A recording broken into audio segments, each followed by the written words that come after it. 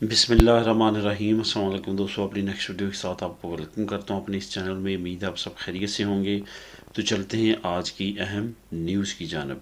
सबसे पहले तो हम नई अराइगो और पुरानी अराइगो के बारे में कुछ अहम मालूमात हैं जो आप लोगों के साथ शेयर करूँगा। आपके काफ़ी ज़्यादा कमेंट्स हैं इस टॉपिक पे, तो उनको भी कवर करेंगे इस पहली न्यूज़ में। उसके बाद स्पेन नेशनलिटी की अपील कब और कहाँ करनी चाहिए। नेशनलिटी से रिलेटेड काफ़ी दोस्तों के नए कमेंट्स आ रहे हैं कि नई मालूमात जो हैं वो जानना चाहते हैं, इस पे बात करेंगे। उसके बाद इमिग्रेशन मुखालिफ जमात जो है, जिसको वॉक्स भी कहते हैं, जो कि इमिग्रेंट्स के अच्छी खासी ख़िलाफ़ जमात समझी जाती है, उनकी तरफ से एक नई कोशिश की जा रही है ताकि इमिग्रेंट्स के गिर्द घेरा तंग किया जा सके।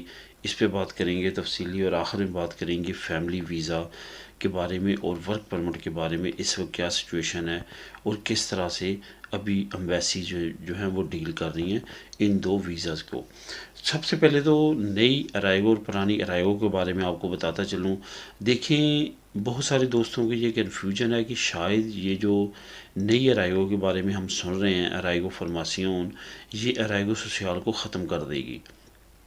और बहुत एक अहम क्वेश्चन जो कि मैंने लास्ट वीडियो एक कमेंट पे बनाई थी, उसी भाई ने एक और कमेंट किया है कि जिसमें मैंने उनको कहा था कि 1 साल मैक्सिमम 2 साल तक ये जो कार्ड है जो नई अराइगो में दिया जाएगा वो कारआमद रहेगा। उसके दौरान आपने कोई ना कोई हुनर सीखना है और आपने इमिग्रेशन अप्लाई करनी है। इमिग्रेशन अप्लाई करने से मुराद आपने कॉन्ट्रैक्ट अरेंज करके पेपर जमा करवाने हैं, तो वो आपको परमिशो दी रेजिडेंसिया के साथ साथ परमिशो दी तरबाखो भी मिल जाएगी।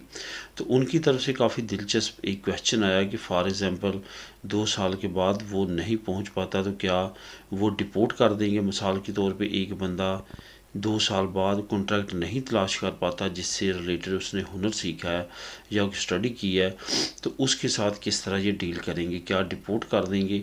तो इस पे मैं आपको ये बताता चलूँ कि पहली बात तो ये कि 1 साल 2 साल जब आपने कोई डिप्लोमा करना है कि ख़ास फील्ड में और उस फील्ड में शार्टेज भी होनी है वर्कर्स की, तो ऐसा तो मुमकिन नहीं है कि आपको वर्क परमिट नहीं मिलेगा।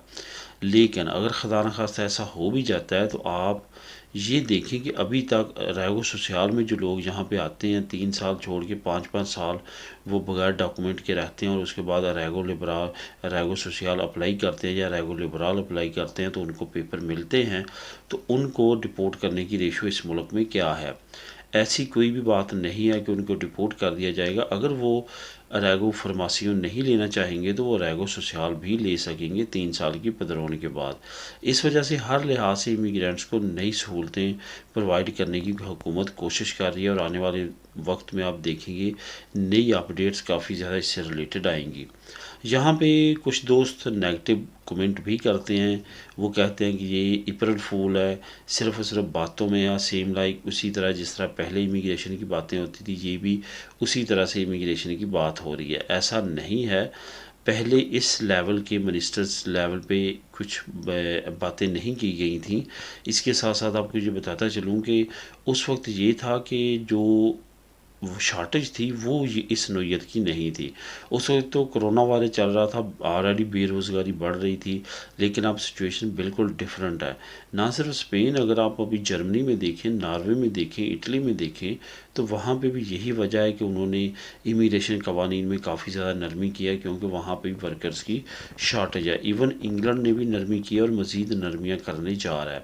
इस वजह से इसके बारे में कंफ्यूज ना हो कि आप जो हैं वो नहीं होगा, ये सारी बातें हैं, ऐसा नहीं है। बहुत ज़्यादा उम्मीद है, बहुत अच्छे कवानीन इंशाल्लाह ताला सितंबर तक ये लागू कर देंगे जिससे तमाम इलीगल इमिग्रेंट्स स्पेशली और आम तौर पे तमाम इमिग्रेंट्स को किसी न किसी तरह इन नई कवानीन से फ़ायदा ज़रूर होगा। स्पेन नेशनलिटी की अपील कब और कहाँ, इस टॉपिक पे हम कई मरतबा बात कर चुके हैं, लेकिन कुछ सिचुएशंस ऐसी होती हैं जिस पे दोबारा से इंफॉर्मेशन देना ज़रूरी होती है। एक दोस्त की तरफ से कमेंट आया कि मैं 4 महीने से मेरा जो स्टेटस है वो एक ही जगह पे रुका हुआ है। इस पे हम कई मरतबा बात कर चुके हैं कि एक जगह पे रुका हो या आपका स्टेटस जो है वो 1 साल हो चुका हो, उसमें कोई भी चेंजिंग ना आई हो, तो आपने पहला काम क्या करना है, एज़ सून एज़ अर्ली आपने रिकुर्सो में जाना है, अपील में जाना है। किसी चीज़ का इंतज़ार नहीं करना कि मेरा स्टेटस आज चेंज हो जाएगा, कल हो जाएगा, इस महीने को देख लूँ, अगले महीने को देख लूँ, ऐसा नहीं करना। तो आपने लाजमी तौर पे जो है रिकुर्सो में जाना है। रिकुर्सो में जाना है, मैं आपको यहाँ पे ये बताता चलूँ कि बहुत सारे दोस्तों को ये मालूम नहीं है, जिसकी वजह से कुछ दोस्त जो हैं वो कहते हैं हमने रिकुर्सो किया, उसको भी 5 महीने हो गए, 6 हो गए, अभी तक हमें कोई जवाब नहीं आया।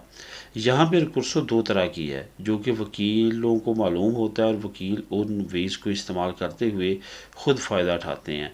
आपसे वो फ़ीस जो है वो नॉर्मल रिकुर्सो की ले लेते हैं, लेकिन आगे उनके पास 2 ऑप्शन होते हैं कि वो 2 ऑप्शन में से कोई एक ऑप्शन चूज़ कर दें रिकुर्सो करने का। एक ऑप्शन होता है आपने जुस्टिसिया में करना है, यानी कि जहाँ पे आपकी नेशनलिटी जमा हुई है उनको आप अपील कर रहे होते हैं कि ये बंदा है, इसने फ़लाँ डेट को नेशनलिटी जमा करवाई है, इसका कोई भी आंसर नहीं हुआ, 1 साल गुजर चुका है। दूसरी होती है अदालत में अपील करनी। होता क्या है कि जो अदालत में आपने अपील करनी होती है उसकी काफ़ी ज़्यादा अहमियत होती है, लेकिन जो अपील जो है आपका वकील जुस्टिसिया में करता है, वो आपकी अपील के साथ वही कुछ करते हैं जो आपकी आपकी फ़ाइल के साथ कर रहे होते हैं। इस वजह से हमेशा याद रखें कि जब आपने रिकुर्सो करवानी है अपने केस की, तो वकील पे ये वाज़ेह कर दें कि आपने जुस्टिसिया में रिकुर्सो नहीं करनी बल्कि अदालत में करनी है। और बहुत सारे वकील ऐसे हैं जो कि अच्छे लेवल के हैं, वो जुस्टिसिया में अपील करते ही नहीं हैं, वो डायरेक्ट अदालत में करते हैं। आपने सुना होगा कि 2 महीनों में, 3 महीनों में लोगों की रिकुर्सो के बाद जो है वो नेशनलिटी पास हो गई, और कुछ लोगों का सुना होगा वो कहते हैं हमने 6 महीने 7 महीने रिकुर्सो किए भी हो चुका है, लेकिन हमें कोई भी आंसर नहीं आया। होता क्या है कि अदालत में करने की वजह से जो वकील को, आपके वकील को बाज़ औक़ात वहाँ पे डॉक्यूमेंट देना पड़ते हैं, बाज़ औक़ात पेश भी होना पड़ सकता है, लेकिन जो जुस्टिसिया में होता है वहाँ पे उनको ऐसी कोई भी प्रॉब्लम का सामना नहीं करना पड़ता। इस वजह से वो अपनी ईज़ीनेस को देखते हुए वहाँ पे रिकुर्सो कर देते हैं जुस्टिसिया में, और अदालत में नहीं करते, जिसकी वजह से आपका केस मज़ीद डिले होता है। इस वजह से इस चीज़ का ख़ास ख्याल रखना है कि आपने अदालत में अपनी अपील करनी है, जुस्टिसिया में दोबारा नहीं करनी। इमिग्रेशन मुखालिफ जमात वोक्स ने नई डिमांड हुकूमत के सामने रखी है। वो नई डिमांड ये है कि जो पदरोनामिंतो है वो मज़ीद रिस्ट्रिक्ट की जाए, जो कि सबसे बड़ी वजह है इलीगल इमिग्रेंट्स को लीगल करने के लिए। आपको मालूम है कि पदरोन का बहुत बड़ा अमल दखल है, रैगो सोशल हो, रैगो लिबरल हो, बाकी जो तमाम तरीक़ाकार हैं जो इलीगल इमिग्रेंट्स को लीगल करने में मदद देते हैं, जिससे ये पता चलता है कि आप कितने अरसे से यहाँ पे हैं। असल में इस वक्त मराकश, मोरक्क और स्पेन के दरमियान काफ़ी ज़्यादा मामला जो हैं वो ख़राब हैं। पिछले दिनों कुछ इमिग्रेंट्स ने स्पेन में इंटर होने की कोशिश की, जिसमें इन्होंने रोकते हुए उन पर तशद्दुद किया, कुछ इस तरह के मामला हुए, तो उनमें से काफ़ी इमिग्रेंट जो थे वो उनकी डेथ हो गई, जिस पे अब इंक्वायरी तो की जा रही है, लेकिन दूसरी तरफ हुकूमत पे ये प्रेशर बढ़ रहा है कि इनके ख़िलाफ़ मज़ीद कवानीन सख्त किए जाएँ।